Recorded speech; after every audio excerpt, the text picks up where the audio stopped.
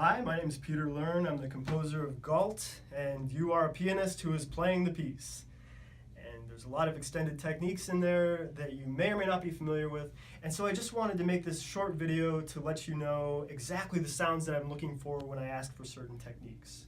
Now, the first thing you want to do, I know that Yamaha provides you with, I think, C1s for the most part. This is a C2, but it's pretty close to the same brace pattern and everything, so a lot of the same stuff is going to work. The first thing everyone's going to want to do is make sure you take the desk right off the rails, pick it up, set it on the rails, and push it as far back as you can without risking it falling into the piano. You're going to want to do that so you can get your fingers in on the strings right near the tuning pins. Now, everyone's going to have to do this. No one gets away without touching the strings of the piano, some more than others.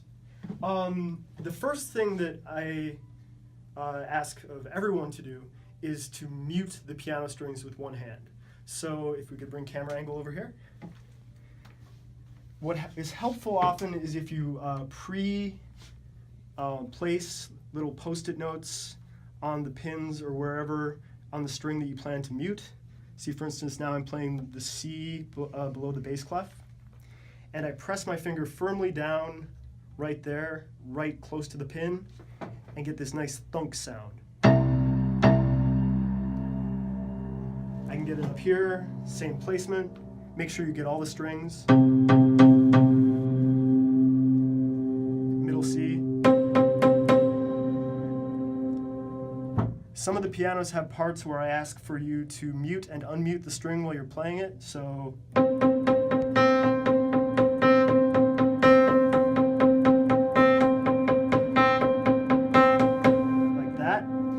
some parts I have you play two notes while muting them. And also some pianos even have parts where I ask you to play muted notes and non-muted notes at the same time. Oh my God.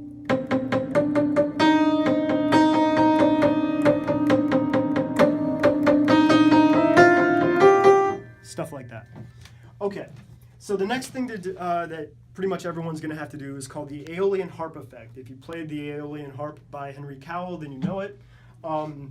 It's really simple. You just silently depress the keys at the keyboard, so you push them down before you play the chord without actually making a sound, so the hammers are up, or the mutes are up.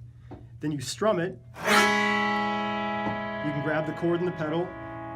If you have to play another chord after that, silently, press down, then change the pedal right when you strum.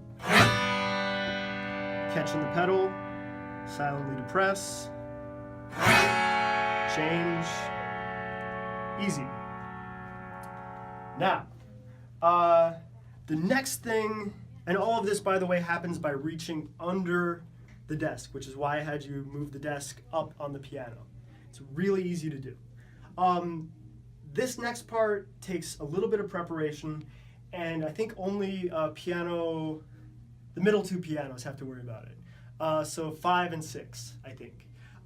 Where I ask for harmonic pulses, I ask you to play notes that are an octave apart, repeated notes, but I ask you to play them by pressing the same keys. Now this is a little tricky because you need to go inside the piano and reach over the desk for these passages. I try to leave you a little bit of room, a little bit of time to do it, but often you have to do it kind of quickly.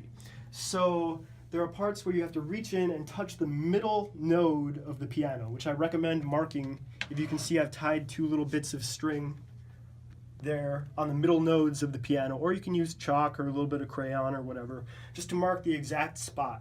And those are on the A and B strings. So in this part, I have to play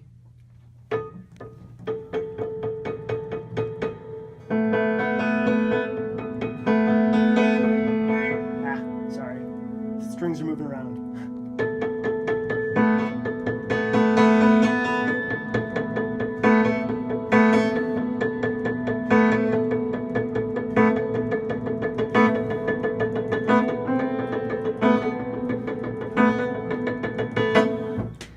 So what I'm getting is this kind of effect.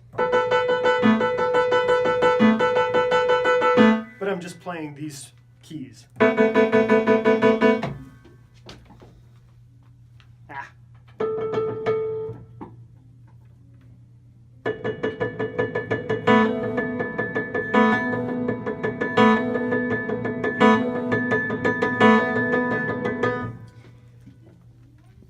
maybe chalk or a crayon might be a better choice because these threads are moving around a little bit.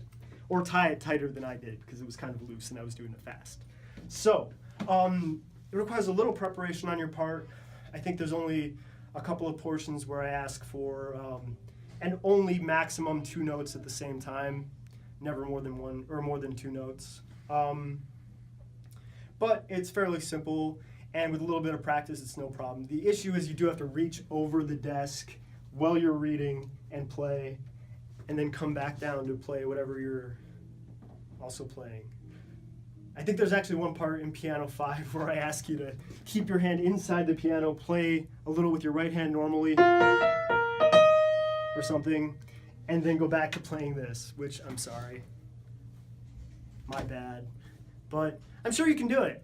Anyway, the last thing that I want to talk about as far as extended techniques goes, speaking of Mr. Cowell and his magic bag of piano tricks, I do ask for clusters from everyone. So these take 2 forms. One of which is the arm cluster, which is everyone's favorite, fun to play. You see a big rectangle-shaped note head, a bar with a big accidental in front of it, and it spans wider than you can reach. Use your whole arm and just go. That was just on white keys. So if you black keys, if you saw a sharp or a flat. This last part's a little tricky and comes during the climax of the piece, which is pretty intense, where I ask for really fast rhythms at about, I think, quarter equals 120, where I want 16th notes, and I want you to play clusters with the sides of your fist. So one of them is playing on the black keys and the other one's playing on the white keys.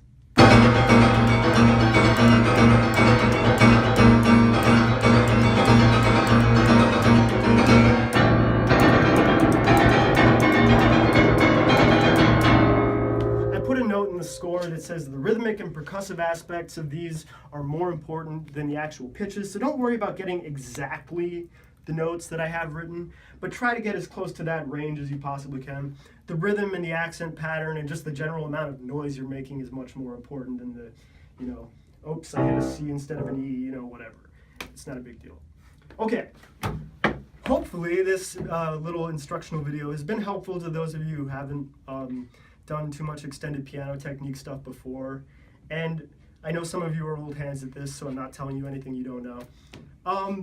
But yeah, so if you have any further questions about anything you see in the score, please email me, peterjlearn@gmail.com, or email Mia, and we'll straighten it right out. Cool? All right, thanks. Bye.